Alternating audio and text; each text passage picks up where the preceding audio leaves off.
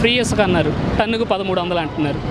Free అంటాకి చాలా ఉంటుంది. Free అంటాకి నామమాత్రం fee అనాలి దీన్ని అయితే లెక్క ప్రకారం. ఫ్రీ అంటే ఏంటి? ఫస్ట్ ఒకటి చెప్పారు, రీచ్ దగ్గరికి వెళ్తే టన్నుకి మనం లిఫ్ట్ చేసి మన ట్రక్లో వేయడానికి 88 రూపాయలు ఏదో చెప్పినట్టున్నారు. అది వరకు యాక్సెప్టబుల్. ఇప్పుడు 1395 అంటే అదేమంటే స్టాక్ యార్డ్కి తీసుకొస్తున్నాము, అక్కడ నుంచి తీసుకెళ్లాలంటున్నారు. దానికి ఫ్రీ ఇసుకని మనం పెట్టకూడదు, పబ్లిక్ని మనం డైవర్ట్ చేస్తున్నట్టే దాన్ని.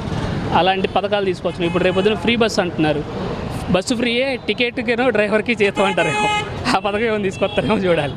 ఇక అలా ఉంటుంది. ఇక రాజధాని అంటారా, మన ఇండియాలోనే నాకు తెలిసినంత వరకు బిగ్గెస్ట్ ఫ్రాడ్ అవుతుందని చెప్పి నేను అనుకుంటున్నాను. రియల్ ఎస్టేట్ వ్యాపారం అవుతుందని నేను అనుకుంటున్నాను. ఎందుకంటే 22,000 ఎకరాలు ఆల్రెడీ గవర్నమెంట్ ల్యాండ్ ఉంది అక్కడ.